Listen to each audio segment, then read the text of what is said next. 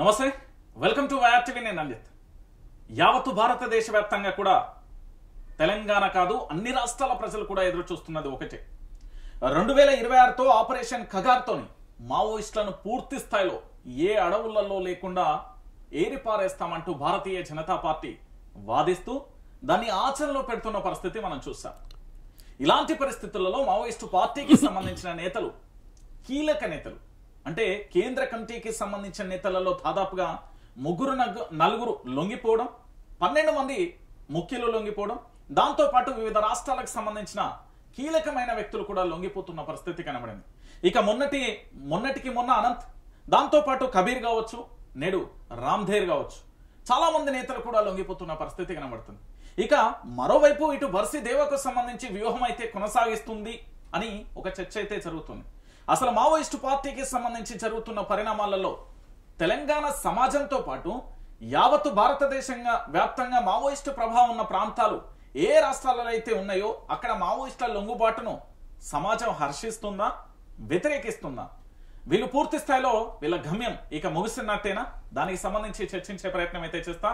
నాతో పాటు మాజీ మావోయిస్టు నేత, పూర్తి స్థాయిలో కూడా అంటే మావోయిస్టు పార్టీకి సంబంధించి జనజీవన స్రవంతిలోకి రావడానికి అనేక ప్రయత్నాలు చేసిన శాంతి చర్చల వ్యవస్థాపక అధ్యక్షులు జంపన్న గారు ఉన్నారు. ఒకసారి వారితో నేను మాట్లాడే ప్రయత్నం అయితే చేస్తాను. నమస్తే అండి. నమస్తే.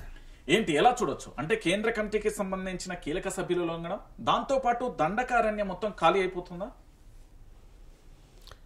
పరిణామాలు దాదాపు సంవత్సరాల కాలంగా ఖగార్ ఆపరేషన్ మూలంగా మావోయిస్టు పార్టీకి సంబంధించిన ప్రముఖమైన కేంద్ర నాయకులు, రాష్ట్ర నాయకులు, వివిధ సభ్యులు ఎన్కౌంటర్లో, బూటకపు ఎన్కౌంటర్లో మరణిస్తున్న విషయము సమాజానికి స్పష్టంగానే ఎప్పటికప్పుడు తెలుస్తున్న విషయాలే. వాటితో పాటుగా మరొక 2 పరిణామాలు ఏంటంటే సాయుధ పోరాట విరమణ చేస్తూ బయటికి వచ్చిన వాళ్ళు ఉన్నారు. అంటే సాయుధ పోరాటాన్ని వదిలివేయడం. దాంట్లో ఇప్పటి వరకు అంటే ఈరోజు రామ్ధేర్తో సహా 3 సీసీ మెంబర్లు, సుమారు 13 మంది రాష్ట్ర కమిటీ నాయకులు, వివిధ జిల్లా కమిటీ, వివిధ ఏరియా కమిటీ మెంబర్లు, సుమారు 450 వరకు కూడా సాయుధ పోరాట విరమణ చేసిన వాళ్ళు ఉన్నారు. వీరే కాకుండా అంటే ఇప్పుడు ఈ సంవత్సర కాలంలో పట కూడా మన తెలంగాణలో పట కూడా అంటే రీసెంట్గా 37 మంది రాష్ట్ర నాయకులు లేదా ఇక్కడ కేంద్ర కమిటీ మెంబర్లు చంద్రన్న, సుజాతక్కతో సహా తెలంగాణలో పట్ల కూడా సుమారు ఒక 60-70 మంది కూడా వీళ్ళు లీగల్ కావడం లేదా సరెండర్ కావడం ఏదైనప్పటికీ సాయుధ పోరాటాన్ని వదిలేసి వచ్చారు. అంటే టోటల్గా చూసినప్పుడు సాయుధ పోరాటాన్ని వదిలివేసిన వారు, సాయుధ పోరాట విరమణ కావచ్చు లేదా వాళ్ళు లీగల్గా అనడం కావచ్చు, సరెండర్ కావచ్చు, ఏదైనా కానీ. కాబట్టి ఇది సుమారుగా ఏంటంటే సుమారు 2000 దాకా కూడా ఈ సంఖ్య చేరుతుంది. అది ఎన్కౌంటర్ నష్టాలు 600కు పైగా కొనసాగినాయి. రీసెంట్గా కూడా ఒక 18 మంది బీజాపూర్ లోపల కూడా బైరాన్గఢ్ ఏరియా లోపల చనిపోయిన విషయం కూడా మనకు తెలుసు. అందరూ వెళ్ళాలనే ఒక నాయకుడు, కమాండరు చనిపోయిన విషయం కూడా రీసెంట్ వార్త అది.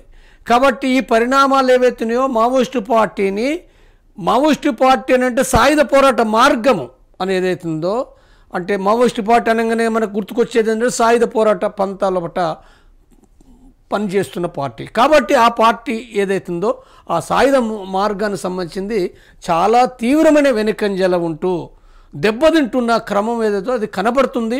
ఈ పరిణామాలు మరికొద్ది కాలంలో 3 నెలలు లేదా 6 నెలల కాలంలో పట్ల ఏ పరిణామాలు అనేతున్నాయో బహుశా అది మరింత తగ్గిపోయే అవకాశాలే చాలా స్పష్టంగా కనబడుతున్నాయి. సార్, నేను ఏమంటున్నానంటే మీరు చాలా స్పష్టంగా చెప్పండి, సూటిగా చెప్పారు. ఇప్పటి వరకు కేంద్ర కమిటీకి సంబంధించిన మావోయిస్టులు కీలక నేతలందరూ కూడా లొంగిపోయారు.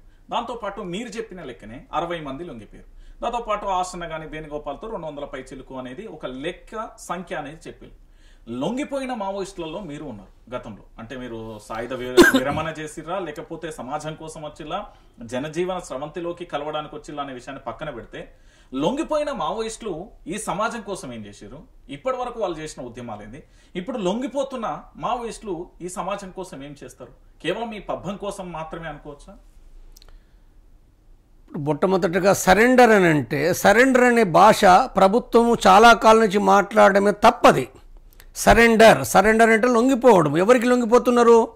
ఎవరికి ఒక పోలీస్ అధికారికి లేదా ఒక ముఖ్యమంత్రికి ఒక పార్టీ అంటే అది బీఆర్ఎస్ పార్టీ కావచ్చు, కాంగ్రెస్ కావచ్చు, లేదా బీజేపీ కావచ్చు, ఏదైనా కావచ్చు. కానీ వీళ్ళు లొంగిపోవడం అంటే ఆ పార్టీకి లొంగిపోయి ఆ పార్టీలో చేరడం కాదు, లేదా ఆ పార్టీలకు భజన చేయడం కాదు. ఇది ఫస్ట్ దృష్టిలో పెట్టుకోవాలి. రెండో విషయము, పోలీస్ అధికారుల ముందు సరెండర్ కావడం అంటే పోలీసు ఇన్ఫార్మర్లుగా పనిచేయడానికో పోలీసులు చెప్పినట్టు వినడానికి కాదు. అనేక మంది భారతదేశంలో మావోయిస్టు పార్టీ నుంచి సంఘ నాయకుల నుండి కేంద్ర కమిటీ మెంబర్స్ వరకు కూడా లొంగిపోయిన వాళ్ళు అనేక మంది ఉన్నారు. వీళ్ళందరూ ఎవరి భజన చేయటం లేదు అది. కాబట్టి ఈ రాజ్యాంగ ప్రకారంగా, ఈ చట్ట ప్రకారంగా వాళ్ళు తమ హక్కులను ప్రకారంగా వాళ్ళు పనిచేసే రైట్ ఉంది. వాళ్ళు స్వతంత్రంగా వాళ్ళ యొక్క ఆలోచనలను పంచుకునే రైట్ ఉంది. కాబట్టి వాళ్ళు తప్పనిసరి చేస్తారు. ఉదాహరణకి ఇప్పుడు నేను ఇప్పుడు 8 సంవత్సరాలు నేను బయటకు వచ్చిన ఆ పార్టీని వదిలేసి వచ్చినాను. నేనేమి సాయుధ పోరాట విరమణ చేయలేదు, నేను ఒక్కనే వచ్చిన.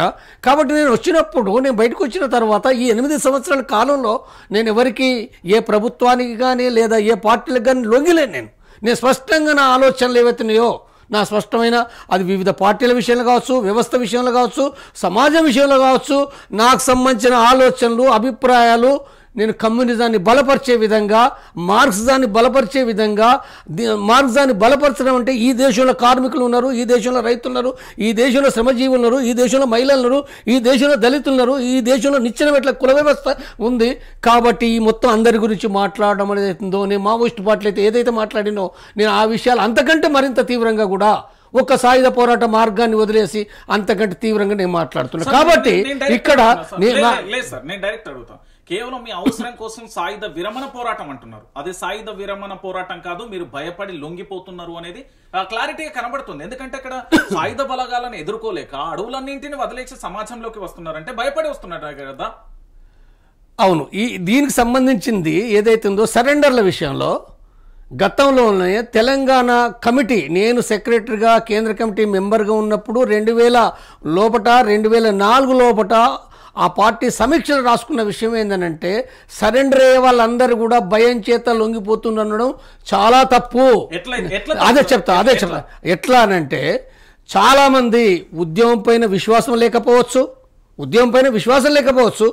రెండవది ఏంటంటే, అంటే ఉద్యమం పైన విశ్వాసం లేకపోవడం అంటే పార్టీ అనుసరిస్తున్న విధానం మూలంగా విప్లవం విజయవంతం అవుతుందనే ఒక నమ్మకం లేనప్పుడు, అంటే విజయం సాధిస్తున్న నమ్మకం లేనప్పుడు ఎవరైనా పోతారు.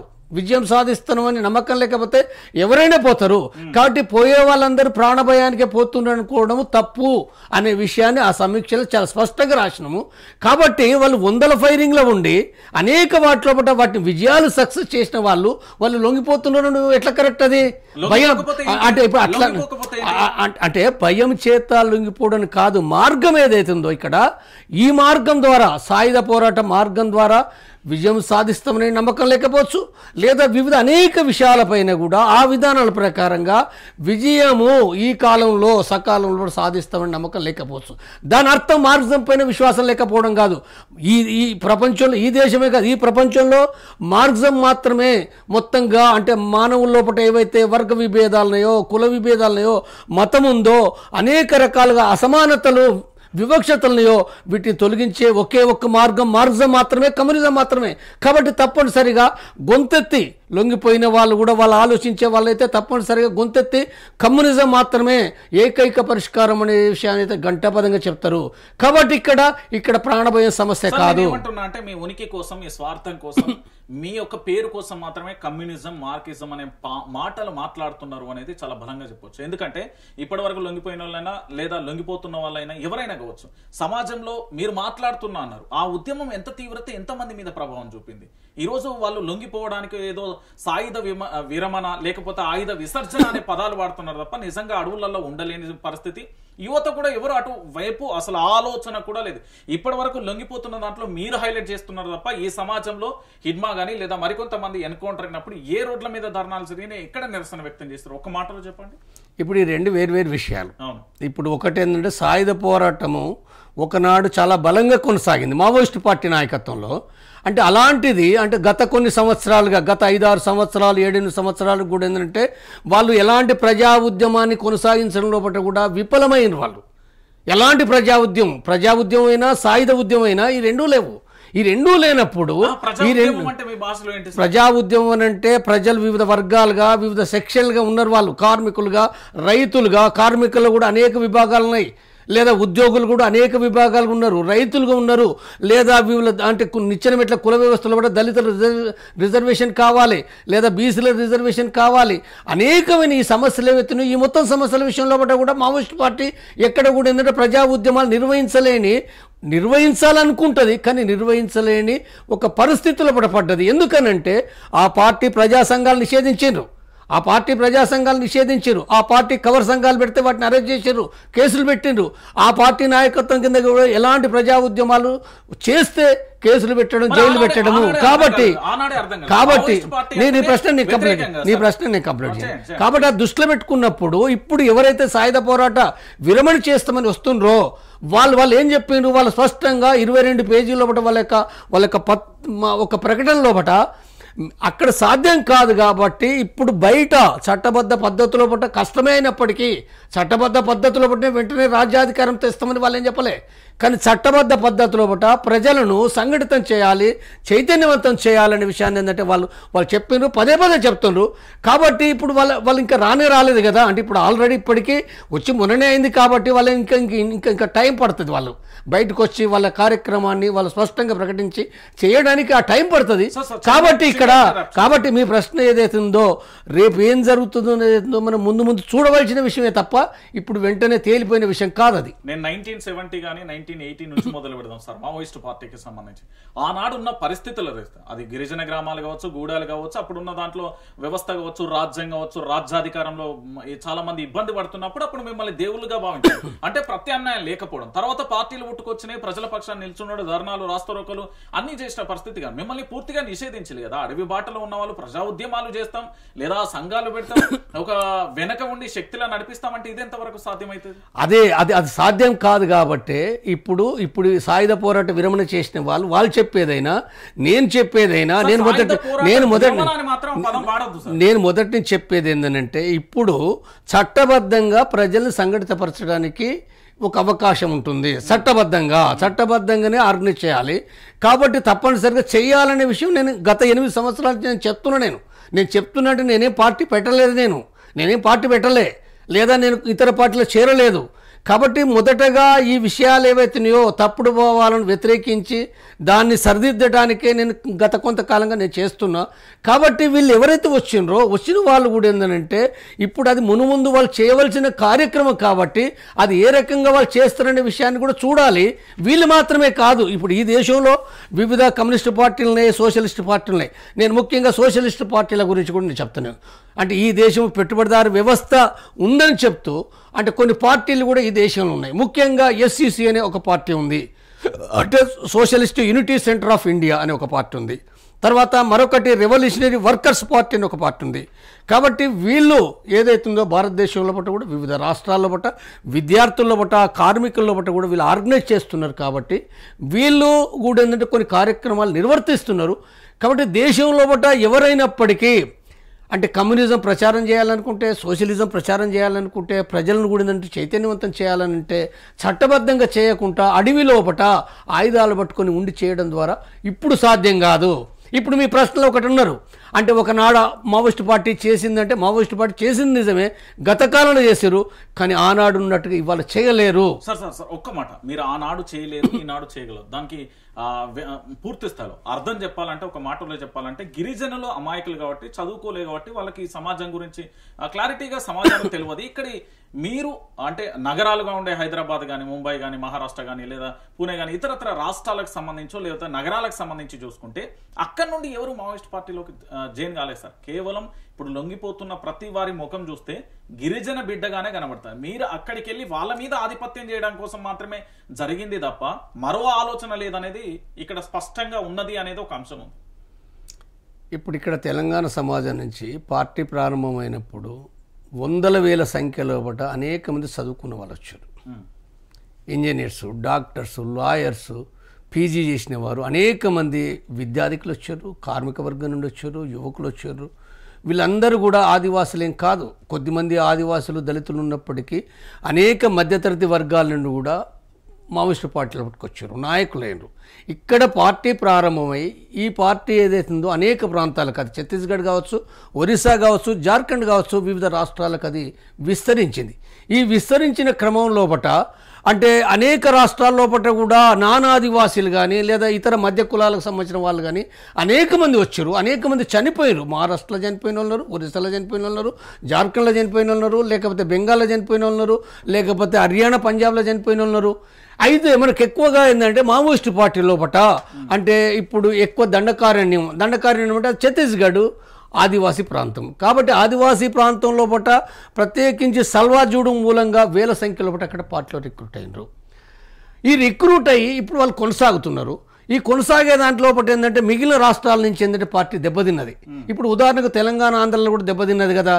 అంటే 2001, 2005 వరకు కొనసాగినది ఏదైతుందో దాదాపు 20 సంవత్సరాల నుంచి ఏంటంటే ఈ తెలుగు ప్రాంతాల నుంచి పార్టీ అంటే లేదు, దెబ్బతినిపోయింది. కాబట్టి ఇక్కడి నుంచి తక్కువనే ఉన్నది. ఇప్పుడు మిగిలిన రాష్ట్రాలు కూడా దెబ్బతిన్నాయి కాబట్టి ఎక్కడైతే బలంగా కొనసాగిందో దండకారణ్యంలో పాటు ఆదివాసులు ఎక్కడైతే ఉన్నారో అక్కడి నుంచి మనకు ఆ సంఖ్య మనకు కనపడుతుంది ఎక్కువగా. అక్కడ కూడా తెలుగోళ్ళు లేదా ఇప్పుడు హర్యానా నుంచి, ఇప్పుడు ఉదాహరణకు ఒరిస్సాలో మొన్న సాయుధ పోరాట విరమణ చేసిన దాంట్లో పట్ట ఒరిస్సా నుంచి ఉదంతి ఒక నాయకుడుగా సునీల్, హర్యానా ఆయనకు సంబంధించింది. అయితే హర్యానా కానీ లేదా తెలుగు వాళ్ళు కానీ ఇప్పుడు ఈ మధ్య కాలంలో సాయుధ పోరాట విరమణ చేసిన దాంట్లో కానీ లేదా సరెండర్ అయిన దాంట్లో కానీ తెలుగు వాళ్ళు ఇప్పుడు అనంత్ కావచ్చు, లేకపోతే ఇంకితర ఇప్పుడు ఆశన్న కానీ, సోను కానీ, లేదా దీప, సురేందర్, శ్యామ్ వగైరాలు, లేదా ఇక్కడ మన తెలంగాణలో కూడా సీసీ మెంబర్లు చంద్రన్న, లేకపోతే సుజాతక్క, బండి ప్రకాష్, లేదా వికాసు, చందు వగైరా, అంటే ఇలాంటి అనేక మంది కూడా తెలుగు వాళ్ళు ఉన్నారు. కాబట్టి ఇప్పుడు ఇంకా వేరు ప్రాంతాల్లో కూడా ఒకరో ఇద్దరో వేరు ప్రాంతాలు ఉన్నప్పటికీ కూడా ఎక్కువ మంది ఆదివాసులు ఉన్నమాట అది వాస్తవమే. దానికి కారణం ఏంటంటే అంటే దండకారణ్యంలో పట్టిన అది ఎక్కువగా ఆ ఉద్యమం కేంద్రీకరించి ఉండడం మూలంగా జరిగిన సమస్య. కాబట్టి ఇవాళ ఓన్లీ దండకారణ్యం కాకుండా దేశవ్యాప్తంగా ప్రజల్ని ఆర్గనైజ్ చేయాలంటే తప్పనిసరిగా చట్టబద్ధమైన పద్ధతిలో ప్రజల్ని ఆర్గనైజ్ చేయకుంటే ఇలా సాధ్యం కాదు. చట్టబద్ధ పోరాటం అని అంటే ఏంటంటే లొంగుబాటు కాదు. నేను మళ్ళీ చెప్తున్నాను, చట్టబద్ధ పోరాటం అని అంటే ప్రజల్ని సంఘటితపరచడం అంటే అదేదో మొత్తంగా లొంగిపోవడం, అది విప్లవం కాదనుకుంటుందో వాళ్ళకి మార్గం తెలియదు. అంటే ఫ్యూచర్ ను మీరు ఊహించలేకపోయినా మేము ఇన్నాళ్ళు అడవు బాటలలో అడవులలో ఉండి రాజ్యం వెళ్ళినాం, సమాజంలో మాకంటూ ఒక పేరు ఉంది, ఆ పేరు కోసం మీరు అడవులలో ఉన్నారా, లేకపోతే భవిష్యత్తులో యువత ఇటువైపు కన్నెత్తి కూడా చూడదు ఇలాంటి ఒక పరిస్థితి వస్తుంది, లేకపోతే భద్రతా బలగాలకు సంబంధించి పూర్తిగా మమ్మల్ని వెంటాడతాయి అనేది రాజకీయ పార్టీలు టార్గెట్ చేస్తాయని ఊహించలేదా? అందుకేనా ఈ లొంగుబాటు? ఇప్పుడు మావోయిస్టు పార్టీ సమీక్షించుకోవాలి ఈ కోణం నుంచి. ఇప్పుడు గత 50 ఏళ్ల నుంచి సాయుధ పోరాట ఉద్యమం కొనసాగుతున్నది. సరే, ఆ పోరాటం లోపట గత 50 ఏళ్ళ చరిత్ర లోపట చాలా గొప్ప ఉద్యమాలు కొనసాగించిన చరిత్ర ఉంది, చాలా ఉంది. అది అంటే 40 సంవత్సరాలకు పైగా కూడా వాళ్ళ ఉద్యమాలు కొనసాగించిన చరిత్ర. ఇది ఒక చిన్న ప్రశ్న అడగవచ్చా? మీరు చాలా ఉద్యమాలు అన్నారు కదా, మీరు కొంతమంది పేర్లు చెప్తా, అనంత్ గాని, కబీర్ గాని, లేదా రామ్దేర్ గాని, శ్యామ్ గాని, లేకపోతే సోను గాని, ఆసన్న గాని, వివేక్ గాని, మీరు చెప్పిన పేర్లలో ఏం చేసిలు వీళ్ళు సమాజం కోసం? వాళ్ళు స్పష్టంగా ఒక పోరాటం చేసిన ఓ పర్టికులర్ గా ఈ అంశం గురించి అంటే ఏం చెప్తారు? మావోయిస్టు పార్టీలో వ్యక్తులు చేయరు ఏదైనా. పార్టీ చేసిన చరిత్ర గత 50 ఏళ్ల కాలం లోపల భూస్వామి వర్గానికి వ్యతిరేకంగా భూ పోరాటాలు కొనసాగించారు. సార్, అది అప్పటి జనరేషన్ కు సంబంధించి ఇప్పుడు ఏం చేసింది ఈ 15 సంవత్సరాలలో? నేను చెప్తున్నది మావోయిస్టు. మీ ప్రశ్న ఏంటంటే మీ ప్రశ్న మావోయిస్టు పార్టీ ఏం చేసిందనే ప్రశ్న. కాబట్టి ఆ ప్రశ్నకు జవాబు చెప్పక ముందుకే మళ్ళీ ఇప్పుడు ఏం చేసిందని కాదు. గత 50 ఏళ్ళ నుంచి వాళ్ళు చేసిన చరిత్ర ఏదైతుందో భూస్వామ్య వర్గానికి వ్యతిరేక పోరాటం చేశారు, ఫారెస్ట్ అధికారులకు వ్యతిరేకంగా చేశారు, వడ్డీ వ్యాపారులకు వ్యతిరేకంగా చేశారు, వ్యాపార దోపిడీకి వ్యతిరేకంగా చేసిండ్రు. నేనేంటంటే వాళ్ళ నాయకత్వం కింద ప్రజా ఉద్యమాలు చాలా కొనసాగినాయి. ఇప్పుడు నేను ఇంకొకటి, తెలంగాణ ఉంది, ప్రత్యేక తెలంగాణ రాష్ట్రం కూడా ఉంది. ప్రత్యేక తెలంగాణ రాష్ట్రాన్ని ప్రారంభించింది ఎవరు? అవును, మరి మావోయిస్టులు మొట్టమొదటగా కొండపల్లి సీతారామయ్య దాని యొక్క పూర్వ నాయకుడు ఎవరైతే ఉన్నారో ప్రత్యేక తెలంగాణ కోసం ఉద్యమం చేయాలనే విషయం ఆయన 1970లో పట్టినే రాయడం జరిగింది. దాని తర్వాత మావోయిస్టు పార్టీ చాలా స్పష్టంగా అంటే ఎప్పుడు 2000 సమయంలో పట్టిన 2000 కాదు 1997 లోపట వరంగల్ లోపట కాళోజీ నాయకత్వం కింద జయశంకర్ సార్ ఉండగా మొట్టమొదటగా వరంగల్ లోపట ఒక గొప్ప సదస్సు జరపడం జరిగింది. ఈ సదస్సు ప్రకారంగా తెలంగాణ జనసభ అనేది భూమయ్య నాయకత్వం కింద చనిపోయింది, ఆయన్ను చంపేసిండ్రు. భూమయ్య నాయకత్వం కింద మొట్టమొదటగా ఏర్పడింది. ఈ ఏర్పడి అందులో బెల్లిలత ఉన్నది, ఇంకా అనేక మంది తెలంగాణ కోసం పనిచేసిన వాళ్ళను కూడా అంటే చంద్రబాబు ప్రభుత్వం చంపేయడం జరిగింది. అంటే వేరు నయీం మూటాతోటి వేరు పద్ధతులు చంపేశారు. కాబట్టి అయినప్పటికీ అందులో కళాకారులు, మేధావులు, వివిధ ఉద్యోగస్తులు, యువకులు అంటే తెలంగాణ పోరాటం, ప్రత్యేక తెలంగాణ పోరాటం కోసం కూడా ఏంటంటే వాళ్ళు పనిచేయడం జరిగింది. అయితే ఇక్కడ 1969లో తెలంగాణ ఉద్యమం లేదు, 1960 తర్వాత లేదు. 1960 జయశంకర్ గాని కాళోజీ గాని మావోయిస్ట్ పార్టీ నుంచి వచ్చి అంటే సమాజం నుంచి నేను చెప్పేది అంటే భారతదేశంలో మొట్టమొదటిగా ఒక కమ్యూనిస్ట్ పార్టీగా పీపుల్స్ వార్ అనేది ఒక కమ్యూనిస్ట్ పార్టీ.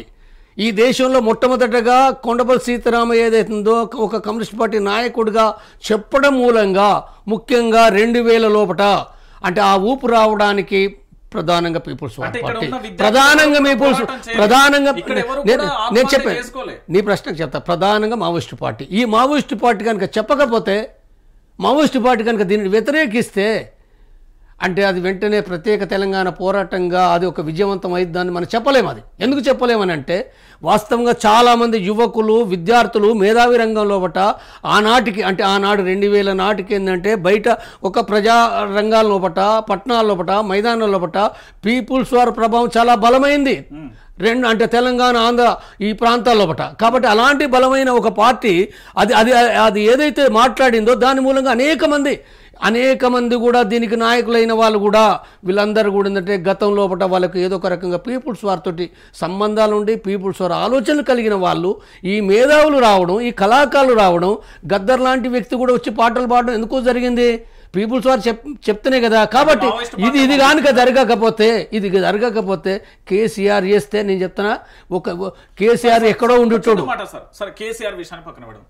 ఇప్పుడు మావోయిస్ట్ పార్టీకి సంబంధించిన నేతలందరూ సమాజంలోకి వచ్చి గన్నులు పట్టుకుని ఆంధ్ర పెత్తందారు వ్యవస్థను బెదిరిస్తే తెలంగాణ వచ్చిందా, లేకపోతే ఇక్కడ ఉండే ప్రతి ఇంటి గడప నుండి జై తెలంగాణ అని అనేక మంది విద్యార్థులు పోరాటం చేసి ఆత్మ బలిదానాలు చేసుకొని పోరాటాలు చేస్తూ వచ్చిందా, కేవలం మీరు చెప్పే మాటలతో తెలంగాణ వచ్చిందా?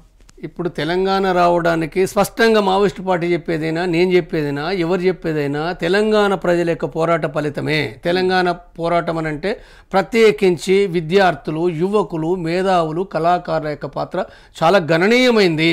కాబట్టి దీన్ని ఎవరు కాదనరు. దీంట్లో కూడా చాలామంది మావోయిస్టు పార్టీ అభిమానులు ఉండొచ్చు, లేకపోవచ్చు, నాయకులు ఉండొచ్చు, లేకపోవచ్చు. కాబట్టి వీళ్ళ పాత్ర చాలా ప్రధానమైంది. అంటే వాళ్ళ లోపల ఆలోచనలు కలిగినప్పుడు, వాళ్ళు ఉద్రేకం పొందినప్పుడు మాత్రమే తెలంగాణ సాధ్యమవుతుంది. కాబట్టి ఏం చెప్తామనంటే నాయకులు ప్రధానం కాదు, ఈ నాయకుడా ఆ నాయకుడా, వీళ్ళు ఇచ్చిర్రా వాళ్ళు ఇచ్చిర్రా, ఇవన్నీ పనికిరాని మాటలు. వాళ్ళు ఇచ్చారు కాబట్టి తెలంగాణకు వచ్చింది, ఈయన చేసిండు కాబట్టి వచ్చిందని చాలా తప్పుడు వాదనలు. తెలంగాణ రావడానికి తెలంగాణ ప్రజలే కారకులు. తెలంగాణ రావడానికి తెలంగాణలో పట్టిన యువకులు, విద్యార్థులు, మేధావులు వీళ్ళే కారకులు. అయితే దీనిని ముందు తీసుకుపోవడం లోపల ఒక స్పష్టమైన అవగాహన కల్పించడం లోపల పీపుల్స్ వార్ పాత్ర ఉంది. కాబట్టి ఇక్కడ నేను చెప్తున్నది అయితే పీపుల్స్ వార్ పాత్ర ఉందంటే మిగిలిన వాళ్ళ పాత్ర ఏమీ లేదని కాదు. నేను చెప్పండి, కంప్లీట్ చేయమని. మిగిలిన వాళ్ళ పాత్ర, కేసీఆర్ పాత్ర ఏమీ లేదని కాదు. కేసీఆర్ పాత్ర కూడా ఉంది. కేసీఆర్ పాత్ర కూడా అందులో తప్పులు ఎన్ని ఉన్నప్పటికీ కేసీఆర్ పాత్ర కూడా ఉంది. ఒక పార్టీ పెట్టి తెలంగాణ కోసము తను ఆర్గనైజ్ చేయడంలో కూడా ఆ పాత్ర ఉంది. కాబట్టి ఇక్కడ సరే కేంద్ర పాత్ర ఆనాడు సోనియా గాంధీ పాత్ర లేదంటే ఉంది, ఏదో ఒక మేరకు పాత్ర ఉంది, లేదా వివిధ పార్టీల పాత్ర కూడా ఉంది. కాబట్టి వివిధ వర్గాల పాత్ర, వివిధ నాయకుల పాత్ర, వివిధ సంస్థల పాత్ర ఏదైతుందో వీటిని మొత్తంగా కూడా సమగ్రంగా విశ్లేషించాలి తప్ప ఏదో ఒకటి మాత్రమే కారణము అనేదైతుందో, ఈ నాయకుడే కారణము, ఆమె మాత్రమే కారణమని తప్పుడు విశ్లేషణ. అంటే మావోయిస్ట్ పార్టీకి సంబంధించి అడవులలో ఉండి లేఖలు రిలీజ్ చేసి ఇచ్చే సమాచారాన్ని ప్రజలకు ఉపన్యాసం ఇస్తే మాత్రమే తెలంగాణ వచ్చింది. అదొక పాత్ర, ఒక ముఖ్యమైన పాత్ర పోషించింది. అదొక ఒక ప్రభావమైన పాత్ర పోషించింది అంటున్నాను తప్ప అది మాత్రమే తెలంగాణ తెచ్చింది అనేది మావోయిస్టు పార్టీ చెప్పలేదు, నేను చెప్పలేదు. కాబట్టి ఇక్కడ వివిధ ఉద్యమాలు, నేనేం చెప్తున్నంటే వివిధ ఉద్యమాలు కొనసాగించడం లోపల మీ మొదట ప్రశ్నకి ఏదైతుందో నేను చెప్పిన జవాబు ఏంటంటే మావోయిస్టు పార్టీ సాయుధంగా ఉండి కూడా అంటే తెలంగాణ ఉద్యమంలో కూడా ఒక పాత్ర పోషించింది. లేదా ఒకనాడు రిజర్వేషన్ల కోసం కూడా రిజర్వేషన్లు పొందడానికి అది ఎస్సీ రిజర్వేషన్ బీసీ రిజర్వేషన్ల కోసం కూడా ఆ పార్టీ కూడా పోషించింది. అంటే దాని అర్థం ఏంటంటే మొత్తంగానే ఆ పార్టీ చేసిందని కాదు ఇది. అంటే ఆ ఉద్యమంలో కూడా ఆ పార్టీ కూడా ఒక పాత్ర ఉంది అనే విషయాన్ని ఇక్కడ నేను చెప్పదలుచుకున్నాను. మీరు చెప్పింది ఓకే, కాదనట్లేదు, అందరి పాత్ర ఉంది, తెలంగాణ వచ్చింది. ఓకే, ఇప్పుడు మన సబ్జెక్ట్ లోకి వెళ్దాం. ఇక్కడ అనంత్ మొన్న లొంగిపోయాడు, నిన్న కబీర్ లొంగిపోయాడు, ఇలా రాంధార్కు సంబంధించి లొంగిపోతున్న పరిస్థితి. ఇది ఛత్తీస్గఢ్, మధ్యప్రదేశ్ కు సంబంధించి, మహారాష్ట్రకు సంబంధించిన సరిహద్దులలో ఎవరైనా లొంగిపోతున్నారు. మీరు శాంతి చర్చల పేరుతోని అడవులలో ఉన్న మావోయిస్ట్ పార్టీని ప్రజల్లోకి తీసుకురావడానికి ఎందుకు ప్రయత్నం చేస్తున్నారు? అంటే మీరు ఇక్కడ ఉండే వ్యవస్థలకు లేదా ఇక్కడ ఉండే పార్టీలకు, ఇక్కడ ఉండే పోలీసు వ్యవస్థ అంటే ఆలోచన తీరు, వాళ్ళు చెప్పే ఆలోచనలు మీరు చేస్తున్నారా, లేకపోతే అడవులలో ఉన్న వాళ్ళని లొంగిపోవాలని హెచ్చరించడానికి కారణం ఏంది? ఇన్నేళ్ల మీ పోరాటం మావోయిస్ట్ పార్టీ సిద్ధాంతమైనా, మీరు చెప్పిన మార్కిజం అయినా, లేకపోతే ఏదైనప్పటికీ కూడా చావో రవ్వ రెండే తెలుసుకోవాలి. కానీ అక్కడి నుండి ఇక్కడికి వచ్చిరంటే ఉద్యమానికి, అంటే తాకిడికి భయపడి, పోలీసు వ్యవస్థ తాకిడికి భయపడి వచ్చిరా ఏంటి? ఇందులో ఒక క్లారిటీ ఇవ్వండి. ఇప్పుడు శాంతి చర్చల కమిటీ పెట్టింది కేంద్ర ప్రభుత్వంతో. శాంతి చర్చలు జరిపి శాంతిని సాధించాలనే లక్ష్యంతో శాంతి చర్చల కమిటీ ఏర్పడింది. ఎవరు చనిపోద్దు, మావోయిస్టులు చనిపోద్దు, పోలీసులు చనిపోద్దు, ప్రజలు చనిపోద్దు. ఈ 3 అంశాల ఆధారంగా శాంతి స్థాపించాలి. అంటే దాని అర్థం ఏంది? చర్చలు జరిపిన తర్వాత మావోయిస్టు పార్టీ కూడా సాయుధ పోరాటం విరమణ చేయాలని దాని అర్థం. అంటే తిరిగి చర్చలు జరిపి సాయుధ పోరాటం కొనసాగించడానికైతే చర్చలకు అర్థమే లేదు. అది ఆ చర్చలకు అర్థమే లేదు. అది అంటే మొట్టమొదటి నుంచి స్థాపించినప్పటి నుండి కూడా ఈ యొక్క అవగాహనతో పనిచేసింది. కానీ దురదృష్టవశాత్తు ఇవి జరగలేదంటే కేంద్ర ప్రభుత్వం కంటిన్యూగా ఎన్కౌంటర్లు, బూటకం ఎన్కౌంటర్లు చేయడం, దాని మూలంగా చర్చలు జరగలేదు. తిరిగి ఒక అనివార్యమైన పరిస్థితి లోపల ఒక అనివార్యమైన నీ ప్రశ్న దీంట్లో సమాధానం చెప్పండి, మీరు కలిపి చెప్పండి, నేను టైం ఇక్కడ ఏంటి అంటే మావోయిస్టు పార్టీలకు సంబంధించిన నేతలను బూటకపు ఎన్కౌంటర్ అనే పదం పదే వాడుతున్నారు. మావోయిస్టు పార్టీ సానుభూతి పరులైనా, అభిమానులైనా, లేకపోతే అందులో నుంచి వచ్చిన వ్యక్తులైనా. అదే పోలీస్ సైన్యాలకు సంబంధించి, భద్రతా దళాలకు సంబంధించి, పోలీసులకు సంబంధించి, పోలీస్ స్టేషన్లకు సంబంధించి కిడ్నాప్ చేసి ఆ పోలీస్ స్టేషన్లు బెయిల్ చేసి చంపేసిన ఘటనలు ఉన్నాయి కదా, మరి దాన్ని ఏమనాలి? ఇక్కడ బూటకపు ఎన్కౌంటర్ అనేది మావోయిస్టులకు వాడి, మరి ఇక్కడ పోలీసులను కూడా చంపేసి దాన్ని ఏమనాలి? ఇప్పుడు పోలీసులను చంపడమైనా లేకపోతే మావోయిస్టులను చంపడమైనా ఇప్పుడు అది హింస వద్దు. ఇప్పుడు ఇది శాంతి కావాలంటే చర్చలు జరగాలి, కాల్పుల విరమణ. నేను చెప్తున్నా వాళ్ళ జ్ఞానోదయం కాదు. నేనేం చెప్తున్నానంటే ఇది జరగకూడదు అనేది నేనే కానీ, శాంతి చర్చల కమిటీ కానీ, దేశంలో వివిధ ప్రజాస్వామిక వాదుల. మీరు ఎందుకు చెప్పాలి? మీకు అవసరం ఏంటి? మీరు ఎందుకు చెప్తున్నానంటే ఇప్పుడు శాంతి కావాలండి కదా, ప్రజలందరూ కోరుకుంటారు కదా. ఏ పరిష్కారం ఉంటుంది? అంటే చంపుకుంటా కంటిన్యూగా వాళ్ళు చంపుకుంటూ ఉండడమే పరిష్కారమా? అది కరెక్టా? అంటే చంపుకుంటా అంటే మావోయిస్టులు పోలీసులను చంపడం, పోలీసులు మావోయిస్టులను చంపడమే సరైందా? మీకు ఆ ప్రాబల్యం లేదు జీవించడానికి అడవులలో. మీరు కాదు నేను ఇక్కడ మావోయిస్టు పార్టీగా నేను లేను. మీరు గుర్తుపెట్టుకోవాల్సింది ఏంటంటే నేను మావోయిస్టు పార్టీగా లేను. నేను మావోయిస్టు పార్టీకి బయట ఉండి నేను మాట్లాడుతున్న వ్యక్తిని. వాళ్ళ మనుగడ కోసం కాదు నేను మాట్లాడేది. ఎవరు కూడా చనిపోవద్దు. మరి ఇన్నాళ్ళ దానికి ఏంటి పరిష్కారం? గర్భకోశ ఉంటది కదా, వాళ్ళకేం సమాధానం చెప్తాయి మావోయిస్టు పార్టీ కానీ? అంటే గతంలో హత్యలు జరిగినాయి కాబట్టి ఒకరినొకరు చంపుకోవడం పరిష్కారమా? ఇప్పటికీ కాదు దానికి పరిష్కారం. ఇప్పుడు ఆ ప్రశ్న నువ్వు వేస్తున్నావంటే, నువ్వు కానీ ఇంకోలు కానీ వేస్తున్నారంటే దానికి పరిష్కారము మళ్ళీ కంటిన్యూగా చంపుకోవడమేనా? ప్రతీకారమా? ప్రతీకారమా? అంటే ప్రతీకారము మనం మన ప్రతీకారమా? ఇప్పుడు నీకే కాదు, చాలా మంది ఆలోచించే వాళ్ళకి నేను చెప్పేది ఏంటంటే ప్రతీకార పద్ధతులు ఆలోచించడం ద్వారా ఉపయోగం లేదు. ప్రతీకారం ఆలోచించడం అంటే ఏంటిది? నక్సలిజం ఉండాలని కోరుకోవడమే, మావోయిజం ఉండాలని కోరుకోవడమే. ప్రతీకారం కావాలంటే ఏం కోరుకుంటున్నాం? బూటకం ఎన్కౌంటర్లు ఉండాలని కోరుకోవడమే కదా. కాబట్టి రెండూ కూడా ఇప్పుడు సరైనవి కావు. ఇప్పుడు శాంతియుతంగా చట్టబద్ధ పద్ధతులు వచ్చి వాళ్ళైనా పనిచేయాలి. ప్రభుత్వాలు కూడా చట్టబద్ధ పద్ధతిలో పట్టినే ఏదైనా అంటే నేరాలు కానీ హింసను కానీ కంట్రోల్ చేయాలి. ఇప్పుడు సాధ్యం కాదనేదో ఇప్పుడు రాజ్యాంగం రాసుకున్న దాని ప్రకారంగా మరి చట్టబద్ధ పరిపాలన చేయాలి కదా. అందుకోసం అది ఉండకూడదనే కదా, అది ఉండొద్దనే కదా మాట్లాడేది నేను. అదే అంటే ఇప్పుడు అంటే కాదు, ఇప్పుడు 8-10 ఏళ్ళు అవుతుంది కదా. సమాజంలో మీరు చాలా చూసారు కదా, హత్యలు, మానభంగాలు లేదా రకరకాల రకరకాలుగా రోజు చాలా చూస్తున్నారు కదా, ఈ రోజు నిన్న కూడా జరిగిన చూస్తున్నారు కదా, రాజ్యాంగం ఉంది, మరి ఏమైపోయిందా? అంటే ఇప్పుడు మరి అంటే నీ ప్రశ్న ద్వారా మనం ఏమనుకోవాలనంటే రాజ్యాంగం పని నువ్వు చెప్తున్నా ఇప్పుడు నీ సమాధానం నేను చెప్పాలి అనేది నా ఆలోచన చాలా స్పష్టంగా. నీ సమాధానం నేను చెప్పాలి కదా. ఇప్పుడు రాజ్యాంగం అనేది అవుతుందో పని చేయాలని కోరుకుంటున్నామా, రాజ్యాంగం పని చేయొద్దని కోరుకుంటున్నామా? రాజ్యాంగం లోబడి పని చేయాలనుకుంటున్నా. రాజ్యాంగాన్ని లోబడి పని చేయాలనంటే ప్రభుత్వం పని చేయాలి, మావోయిస్టులు పని చేయాలి, ఇద్దరు చేయాలి. అవును, మావోయిస్టులు పని చేయాలి. నిషేధించింది కదా ప్రభుత్వాలే. అదే నిషేధించింది అనేది ఏదో. ఇప్పుడు ఆ నిషేధం అనే దానికంటే కూడా వాళ్ళ సాయుధ పోరాట విరమణ చేయాలని ఎందుకు చెప్తున్నా నేను సాయుధ పోరాట విరమణ చేసి ఇక్కడ చట్టబద్ధంగా మీరు ప్రజలను ఆర్గనైజ్ చేసుకోండి, మీరు కమ్యూనిజం కోసం ప్రచారం చేయండి, సమానత్వం కోసం ప్రచారం చేయండి, మీరు ఆర్గనైజ్ చేసుకోండి. అదే పద్ధతిలో కూడా ప్రభుత్వం మావోయిజం అని పక్కన పెట్టి ఆ రోజే ఈ జనజీవన ప్రజలతోనే ఉండి పోరాటాలు చేస్తే లోబడి అన్ని అవు కదా. ఈ ప్రశ్నకు నేను ముందే సమాధానం చెప్పినా గతంలో ఏం చేసిరు ఏం చేయలేదో ఆల్రెడీ గతించిపోయిన విషయం. అది గతించిపోయిన విషయం లోపల ఏం చేయవలసి ఉండే సమీక్ష చేసుకోవడం వేరు, ఇంకా చేసుకోవాల్సి వస్తుంది, అది వేరే. కానీ ఇప్పుడున్న పరిస్థితి లోపల ఇప్పుడు ఏదైతుందో, ఇప్పుడు ఇది హింస అనేది అవుతుందో, ఇది చంపుకోవడం అనేది ఉందో, దానికంటే కూడా ఇప్పుడు చట్టబద్ధంగా ప్రజలను ఆర్గనైజ్ చేయాలి.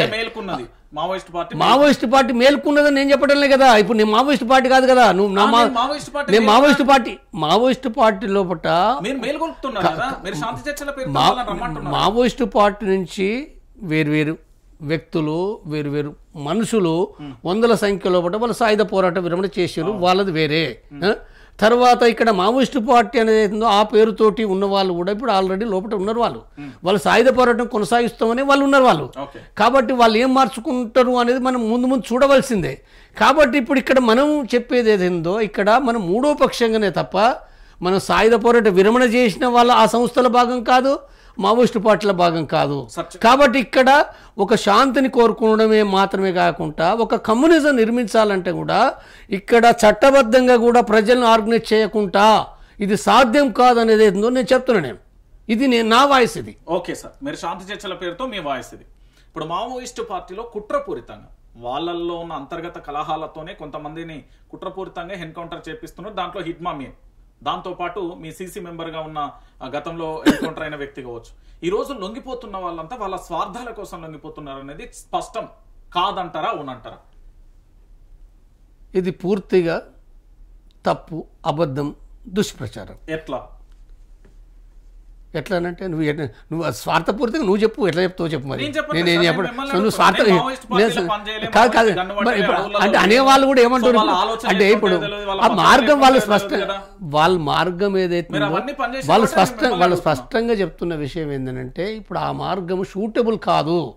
ఆ మార్గం షూటబుల్ కానప్పుడు కాదనే విషయాలు కూడా వాళ్ళకి అనేకంగా నిరూపణ అవుతున్నప్పుడు ఏళ్ళ తరబడి ఏదో ఒక్కరోజే ఇవాళ వచ్చిన ఆలోచన కాదు. ఇది గత 5-6 ఏళ్ల కాంచి కూడా ఏంటంటే వాళ్ళ లోపల సంఘర్షణ కొనసాగుతుంది. దీని ఫలితమే ఇవాళ అక్కడ ఉండి ప్రజా ఉద్యమాలు నిర్మించలేము, ప్రజా సంఘాలు నిర్మించలేము, రిక్రూట్ పెంచలేము, యుద్ధం కూడా చేయటం లేదు కూడా. కాబట్టి మొత్తం రీత్యా కూడా అంటే చట్టబద్ధంగా బయటికి వెళ్ళిపోయి విరమణ చేసి ఇక్కడ ప్రజా ఉద్యమాలు నిర్మించడమే మార్గం అనే దాంతో వాళ్ళు వస్తున్నారు. వాళ్ళు ప్రజా ఉద్యమాలు నిర్మించడానికి వాళ్ళ స్వార్థ ప్రయోజనాలు కాదది. వాళ్ళు ఇక్కడ రావడానికి ప్రజా ప్రయోజనాలే వాళ్ళ ప్రయోజనం తప్ప మరొకటి ఏమీ లేదు. ఎవరు ఎన్నైనా మాట్లాడచ్చు, దానికి వ్యతిరేకులు ఎన్నో మాట్లాడతారు, కానీ వాళ్ళు చెప్తున్న విషయం అది. అయితే అది నిజమా కాదా అనేది ఉందో ప్రాక్టీస్ లోపల వాళ్ళు నిరూపణ చేసుకోవాలి. వాళ్ళే నిరూపణ చేసుకోవాల్సింది వాళ్ళే. కాబట్టి ఆ నిరూపణ అదేమి లేకుండా దాన్ని వెయిట్ చేయకుండా ఇష్టం ఉన్నట్టుగా మనం మాట్లాడతాం. వాళ్ళ స్వార్థం కోసము, వాళ్ళ భయానికి వచ్చిండ్రు, వాళ్ళ డబ్బుల కోసం వచ్చిండ్రు. ఎవడో కంపెనీ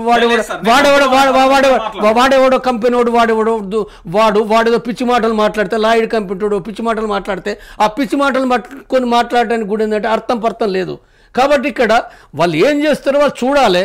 లేదు సాయుధ పోరాటం కనుక అది నిరూపణ చేస్తే చేయొచ్చు. అది సాయుధ పోరాటాన్ని కనుక ప్రూవ్ చేయగలిగితే ఇప్పుడు గత 5-6 సంవత్సరాల కాంచి కూడా ప్రూవ్ ఎప్పుడూ అయిపోయింది.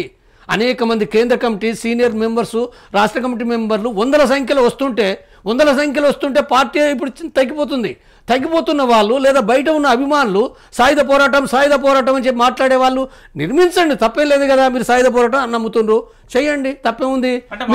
మీరు నేను చెప్పేది ఏంటంటే మీరు అంటే వచ్చిన వాళ్ళపైన లేనిపోని మీరు సాయుధ పోరాట విరమణను తప్పుపడతారా పట్టొచ్చు, అది తప్పుడు రాజకీయం అంటే చెప్పాలి. కానీ లేనిపోని ఏదైతుందో లాయిడ్ కంపెనీకి బ్రాండ్ అంబాసిడర్గా మాట్లాడడం ఇది ఎంత దుర్మార్గం, ఇది దుర్మార్గం ఇది లాంటి మాటలు మాట్లాడడం. కాబట్టి నువ్వు ఏదైతే చేయాలనుకుంటారో చెయ్యి. కాబట్టి ఇది చెయ్యి. నువ్వు సాయుధ పోరాటం అంటే ఏం చేయాలి? నువ్వు ఉద్యమాలు నిర్మించాలి. ప్రజా ఉద్యమాలు నిర్మించాలి. ప్రజా ఉద్యమాలు నిర్మించడం అంటే ఈ సమాజంలో పుట్టిన ప్రజలతోటే, ఈ రైతులతోటి, ఈ కార్మికులతోటి, ఈ దళితులతోటి, ఈ మహిళలతోటి, అంటే ఈ ఉద్యోగులతోటి. ఒక నిమిషం మీరు ఆగండి. లేదు మీరు ఇంటరప్ట్ చేస్తున్నారు. మీ ప్రశ్న లేదండి. నో అంటే అడవులలో నుంచి వచ్చి వీళ్ళకి ఇక్కడ ప్రజా ఉద్యమాలు నిర్వహిస్తారు. ఇక్కడ మీ ప్రశ్న ఇప్పుడు ప్రశ్నకు ఇక్కడ ప్రజా ఉద్యమాలు అనేది కొనసాగించకపోతే సాయుధ పోరాటానికి అర్థం లేదని చెప్తున్నాను నేను. సాయుధ పోరాటం లేదు, నేను ఏం చెప్తున్నాను, నేను చెప్పనండి, నేను కంప్లీట్ చేయనండి, పాఠకులు పోవాలి. కాబట్టి ఇక్కడ తప్పనిసరిగా సాయుధ పోరాటం అనుకుంటే తప్పనిసరిగా ప్రజా ఉద్యమాలు లేకుండా సాయుధ పోరాటానికి అర్థం లేదు. కాబట్టి ఆ ప్రజా ఉద్యమాలు నిర్మించాలి. అది మావోయిస్టు పార్టీ నాయకత్వం కింద అవి ఉండనియండి, నేను చెప్పనియండి, నేను కంప్లీట్ చేయనండి. తర్వాత రెండో విషయం ఏదైతుందో సాయుధ పోరాటం అంటే కూడా దానికి తోడుగా సాయుధ పోరాటం అనే ఎందుకంటున్నాము, దానికి ఆయుధాలతో అక్కడ యుద్ధం చేయడం కూడా ఉంటుంది. అంటే అది రెండు లింకుడే సాయుధ పోరాట ఉద్యమం. కాబట్టి వాళ్ళు ప్రతిఘటన చేయని. ఇప్పుడు గత సంవత్సరాల కాలంలో ఎలాంటి ప్రతిఘటన అంటే మిలిటరీ ప్రతిఘటన కూడా లేదు. ఒక ఎస్ఐని ఒకరిద్దరు ఇన్ఫార్మర్లను చంపారు తప్ప, అంటే అనేక మంది నాయకులు సభ్యులు అనేక మంది చనిపోతున్నారు వరుసంగా. కాబట్టి వీళ్ళ ప్రతిఘటన కూడా అంతగా లేదు. కాబట్టి ఇది ఏదైతుందో వాళ్ళు నమ్ముతున్న దాన్ని వాళ్ళు చేయవచ్చు. చేసి నిరూపణ చేస్తే మంచిదే. అది చేసినప్పుడు అది నిరూపణ అయినప్పుడు ఆటోమేటిక్గా ఎవరైతే సాయుధ పోరాటాన్ని వ్యతిరేకించారో వాళ్ళు తప్పని తేలిపోతుంది కదా, కాబట్టి ఇక్కడ అంటే వివాదం ఏదైతుందో శత్రుపూరితంగా వ్యాఖ్యలు చేసుకోవాల్సిన అవసరం లేదు. నేను చెప్పేది ఏదైతుందో ఎవరైతే వ్యాఖ్యలు శత్రుపూరితంగా చేసుకునే కంటే కూడా ఒక మిత్రపూర్వకంగా విమర్శలు ఎన్నైనా పెట్టనియండి, తప్పేం లేదు. సాయుధ పోరాటం చేసే వాళ్ళపైన, సాయుధ పోరాట విరమణ చేసే వాళ్ళు చెప్పొచ్చు, సమాజంలో వాళ్ళు చెప్పొచ్చు. సాయుధ పోరాట విరమణ చేసిన వాళ్ళపైన కూడా అది తప్పని చెప్పి సాయుధ పోరాటం అభిమానించే వాళ్ళు, సాయుధ పోరాటంలో పనిచేసేవారు చెప్పొచ్చు, చెప్పకూడదని కాదు. అసలు వీళ్ళు మాత్రమే కాదు, ఇప్పుడు ఈ దేశంలో పూట వివిధ కమ్యూనిస్ట్ పార్టీలు, వివిధ నక్సలైట్ పార్టీలు ఉన్నాయి, సోషలిస్ట్ పార్టీలు ఉన్నాయి. వీళ్ళ మధ్యలో శత్రుపూరితమైన సంబంధం కాదు కదా, శత్రుత్వం కాదు, ఇది మిత్రపూర్వకమైందే. కాబట్టి ఇక్కడ ఏదైతే విధానాల పరంగా ఉన్నాయో విధానాల పరంగా ఎవరు ఏదైనప్పటికీ విమర్శ చేయొచ్చు, రాయొచ్చు, మాట్లాడచ్చు, చేయాలి తప్పనిసరిగా. కాబట్టి ఇక్కడ ఇది ఏదైతుందో ఇది విశాలంగా అర్థం చేసుకోవాలి తప్ప అల్ప విషయాలపైన. ఇప్పుడు చూడండి, లాయిడ్ కంపెనీకి ఇప్పుడు ఆయనే అక్టోబరు 15వ తారీఖు సోను ఆసన్నల నాయకత్వంలో ఓన్లీ ఇద్దరు, ముగ్గురు సీసీ మెంబర్లు, ఇప్పటికీ ముగ్గురు సీసీ మెంబర్లు, 13 మంది రాష్ట్ర కమిటీ మెంబర్లు, దాదాపు ఒక 40 మంది పైన జిల్లా కమిటీ మెంబర్లు, ఇంకా ఏరియా కమిటీ మెంబర్లు, సభ్యులున్నారు. ఇప్పుడు నేనైతే పై కమిటీ మెంబర్లు చెప్పిందో ఒక్కొక్కరి యొక్క వాళ్ళ జీవిత కాలము ఆ ఉద్యమం లోపల 40 ఏళ్ళు 50 ఏళ్ళు కొనసాగింది. ఆ ఉద్యమం లోపల ఆ పార్టీ లోపల ఒక అంకితమైన వ్యక్తులుగా ఒక అన్నీ వదిలిపెట్టి త్యాగం చేసిన వాళ్ళను ఇవాళ రాగానే డబ్బులు కాశపడ్డరు, దొంగలని మాట్లాడితే అర్థం ఉండాలి.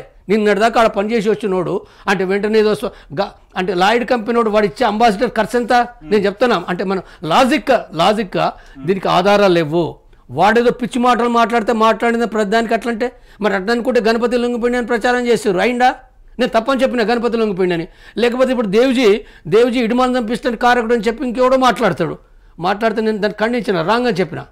కాబట్టి ఇలాంటివి ఏవైతున్నాయో ఏది నేను ఏమంటున్నంటే సాధారణ ప్రజలు తెలియక ఎంతనైనా మాట్లాడుతారు. కానీ ఎవరైతే మేధావులం అనుకుంటుండ్రో, ఎవరైతే నాయకులం అనుకుంటుండ్రో, ఎవరైతే సమాజం గురించి ఆలోచిస్తున్నాం అనుకుంటుండ్రో అలాంటి వాళ్ళు పిచ్చి మాటలు మాట్లాడొద్దని చెప్తున్నాను నేను, పిచ్చి మాటలు. కాబట్టి ఇలాంటి సమాజం గురించి అన్నారు కాబట్టి మావోయిస్ట్ పార్టీ ఉంది కదా, మావోయిస్ట్ పార్టీలో చదువుకున్న వాళ్ళు ఎవరు కూడా ఎన్కౌంటర్ అయితే లేరు, కానీ అక్కడ గిరిజన బిడ్డలు మాత్రమే చనిపోతున్నారు అనే ఒక అంశం చాలా గట్టిగా చర్చ జరుగుతుంది. దాంట్లో బలైంది హిట్మా, కానీ తప్పించుకున్న వాళ్ళలో ఆసన్న కానీ వేణుగోపాల్ కానీ మీరు ఒకసారి చూడండి. మీరు ఎందుకంటే ఆ పార్టీలో బంద్ చేసి వచ్చారు. రాష్ట్రానికి సంబంధించి దేశంలో ఉన్న పలు ఆర్ఈసి లాంటి యూనివర్సిటీలు కావచ్చు, లేకపోతే ఎన్ఐటి కానీ, లేకపోతే యూనివర్సిటీలలో చదువుకున్న వాళ్ళ అందరూ ఎవరు ఎన్కౌంటర్ కాలేదు. ఈ మధ్య కాలం గురించి నేను చెప్తాను. ఇప్పుడు నేను నీ ప్రశ్నకు ఇంకొక జోడించి చెప్తాను. అంటే కులం సమస్య కూడా ఒక చర్చ చేశారు కాబట్టి, అంటే ఆదివాసులు చనిపోతారు, కిందికి వాళ్ళు చనిపోతారు తప్ప పై కులం వాళ్ళు కూడా చనిపోరని కూడా కొద్దిమంది, అతి తక్కువ, అంటే ఎవరో ఒకరో ఇద్దరో మాట్లాడడం సహజమే, మాట్లాడారు. కాబట్టి ఈ రెండు ప్రశ్నలకు కూడా నీకు చెప్పడానికి ఏంటంటే, నేను చనిపోయిన దాంట్లో మొదటగా నువ్వు వేసిన ప్రశ్న సత్యనారాయణ రెడ్డి, తర్వాత రామచంద్రారెడ్డి చదువుకున్న వ్యక్తే కదా, రామచంద్రారెడ్డి కదా, ఆజాద్, చెరుకూరి రాజకుమారు ఎన్కౌంటర్ గురైంది కదా కాంగ్రెస్ ప్రధానమంత్రిగా మన్మోహన్ సింగ్ ఉన్నప్పుడు. రాజ్కుమార్, చెరుకూరి రాజ్కుమార్, ఆజాద్, తర్వాత రామ్జీ, అంటే ఇదే సోను వాళ్ళ అన్న మల్లోజుల కోటేశ్వరరావు, రామ్జీ పేరుతో ఉన్నాయనే కలకత్తాలో కూడా చంపబడింది కదా. అంటే ఈ రకంగా చెప్పాలంటే వందలాది వేలాది మంది కూడా ఏంటంటే చదువుకున్న యువకులు, మేధావులు, డాక్టర్లు అనేక మంది చనిపోయిన వాళ్ళు ఆ పార్టీలో ఉన్నారు. First point. చాలా ఉదాహరణలు ఉన్నాయి.